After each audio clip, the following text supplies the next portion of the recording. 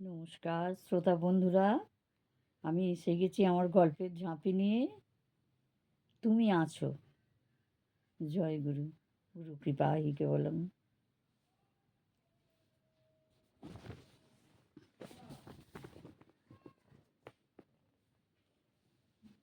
গুরুদেব পর্চাতু লিখেছিলেন। গুরুদেব বললেন, আমি যদি বলি তোমার ঘরে লড়াই ঝগড়া হয়ে যাবে, বলো সবাইকে বলবো? তারপরে উনি ওদের পর্চা লিখে ওদের দেখালো। একজন লজ্জায় তো নিজে হাত দিয়ে মুখ ঢাকলো, মুখ ঢেকে বলল, যেটা কাউকে দেখাবেন না। কি লেখা ছিল সেটা উনি মাইকে বলেননি, কিন্তু তিনি যেটা লিখেছে সেটা ছেলেটি মাইকে স্বীকার করেছে। বলল সব সত্যি। গুরুদেব বললেন, সাবধান হও, ঘরে কিন্তু খুব সমস্যা হবে, সমস্যাতেই পড়বে তুমি। আরেকজনকে বলল, তোমার বাচ্চা বউ দুজনেরই এই এই সমস্যা। ছেলেটি কেঁদে বলল, হ্যাঁ গুরুজি, এই নিয়ে খুব চিন্তায় আছি। বাবা বলল, এত সালের এই মাস থেকে তোমার এই সমস্যা শুরু হয়েছে? হ্যাঁ গুরুজি, একদম ঠিক। তারপরে উনি সমাধানও জানিয়ে দিলেন। এইভাবে দেশে বিদেশে উনি ওনার মঙ্গল কার্য নিরন্তর করে চলেছে। 2025-এ উনি বিদেশের মাটিতে সনাতন হিন্দু ধর্মের জন্য মন্দির স্থাপন করলেন। বাগেশ্বর বালাজির মন্দির বিদেশেও হলো। উনি পরমহংস রামকৃষ্ণদেব এবং স্বামী বিবেকানন্দের কথা সকল মঞ্চেই আলোচনা করেন আর বলেন, আমি তো স্বামী বিবেকানন্দ হতে পারবো না, তার দেখানো পথেই হাঁটার চেষ্টা করব। যিনি সত্যিকারের মহাপুরুষ হন, তিনি সকল সময়ে বিনম্র ভাবেই থাকেন।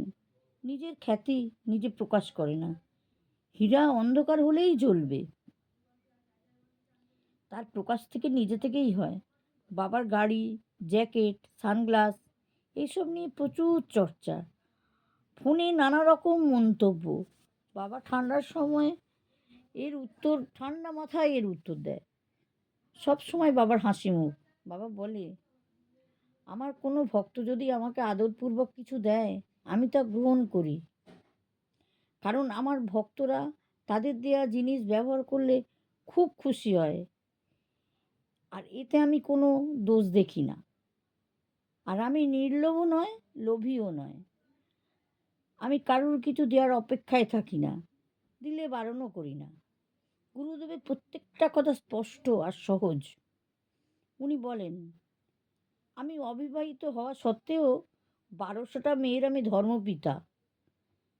2025-এ 23শে ফেব্রুয়ারি মাননীয় ভারতের বর্তমান যশস্বী প্রধানমন্ত্রী নরেন্দ্র মোদী বাগেশ্বর ধামে এসে ক্যান্সার হসপিটালের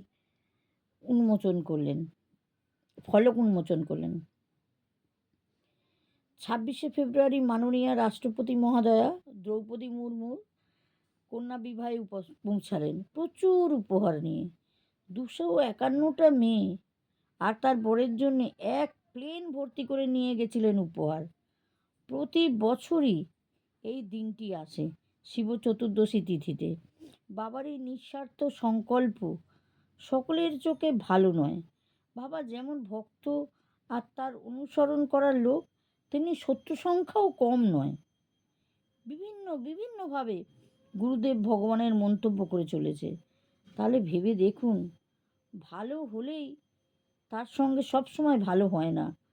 কারো ভালো হওয়া, কারো হয়তো কিছু যায় আসে, তাই তারা সহ্য করতে পারে না। কিন্তু সব বড় বড় সিদ্ধ সাধুরা সব সময় বাবাকে দু হাত তুলে বুক ভরা আশীর্বাদ দিচ্ছে। তাছাড়া নিজ কর্ম হতে এই সাধুরের তিনি অতি অতি আদরের। তিরুপতি বালাজির নাম নিশ্চয়ই শুনেছেন। গুরু ভগবান ওখানকার একটা ঘটনা শোনালেন। একজন তিরুপতি বালাজির খুব ভক্ত ছিল। তিনি প্রতিদিন পাহাড়ে চড়ে 3 টাইম বালাজিকে দর্শন করতে যেতেন। আর সাথে করে কিছু না কিছু নিয়ে যেত, প্রসাদ দিয়ে বালাজিকে খাওয়াতো।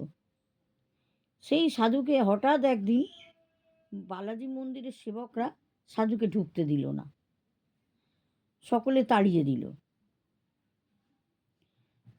তখন তিনি ফিরে গেলেন। ফের দুপুরে গেলেন, আবার ফিরিয়ে দিল। আবার বিকেলবেলা আবার ফিরিয়ে দিল। এবারে মন খুব খারাপ করে পাহাড়ের অন্য জায়গায় গিয়ে বসে রইল। রোজ প্রসাদ খাওয়াতে এসে বালাজির সঙ্গে চৌসর খেলতো। এদিকে তিরুপতি বালাজি, তার মনও খুব খারাপ হয়ে গেল ভক্তের জন্যে। শেষকালে তিনি থাকতে না পেরে হাতির রূপ ধারণ করে সেই সাধুর কাছে চলে গেলেন দেখা করতে। পূজারী বুঝতে পারলো ভগবান মন্দিরে নেই।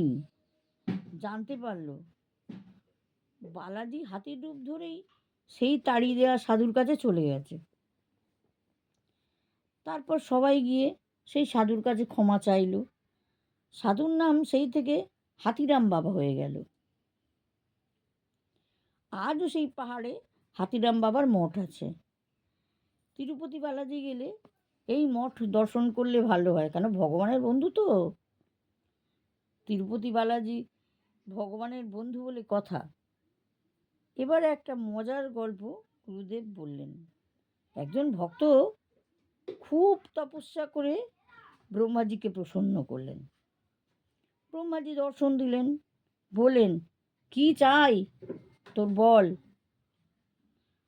ভক্ত বলল, বাবা তুমি তো সবই জানো, আমার কি চাই।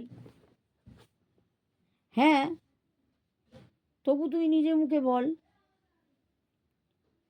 বাবা আমার কোনো কিছুই নেই, তাই সব কিছুই আমার চাই। ঠিক আছে, তথাস্তু। তবে তোর যা কিছু হবে, কিন্তু তোর পড়শির হবে ডবল। ভক্ত বলল, ঠিক আছে। কিন্তু মনে মনে ভাবলো, তপস্যা আমি করলাম, আমি কষ্ট করলাম, আমি ভগবানকে সন্তুষ্ট করলাম, আর অন্য লোকের বেশি বেশি হবে, এটা কি সহ্য করা যায়? তবু চুপ করে রইল। মনে মনে বলল, বাবা আমার একটা সুন্দর দোতলা বাড়ি দাও। চাইবা মাত্রই ওর একটা সুন্দর দোতলা বাড়ি হলো। কিন্তু প্রতিবেশীদের হলো 4 তলা করে বাড়ি, 2খানা। ও দেখে তো একদম জ্বলে গেল। কিন্তু কি বা করবে, এইরকমই তো শর্ত। ব্রহ্মাজি এইরকমই বর দিয়েছে।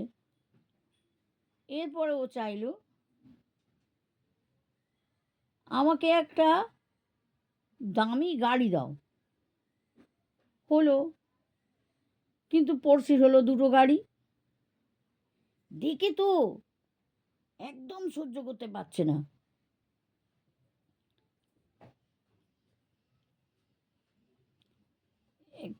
এরপর ভাবলো, আমার বাড়ি হলো, গাড়ি হলো, ওদের সব ডবল ডবল হলো। এইবারে একটা সুন্দর বউ হলে ভালোই হয়। বললো তাই। বলল, বাবা আমাকে একটা সুন্দর বউ দাও, যেমন চাওয়া তেমন কাজ। আর আমার এত সুন্দর বউ দাও যেন সবাই চেয়ে চেয়ে দেখে। কিন্তু পড়শিদের তো ডবল হওয়ারই কথা। ব্রহ্মাজি বললেন, তথাস্তু। ও আর আর আর আর আর। যেই ওর হলো একটা বউ, পড়শিদের হলো 2টো বউ, ওর বউয়ের থেকেও সুন্দর। আর কি ও থাকে দেখে। নমস্কার শ্রোতা বন্ধুরা, আজ এই পর্যন্ত। যদি ভালো লাগে কমেন্ট করবেন, শেয়ার করুন, লাইক করুন। অনেক ধন্যবাদ।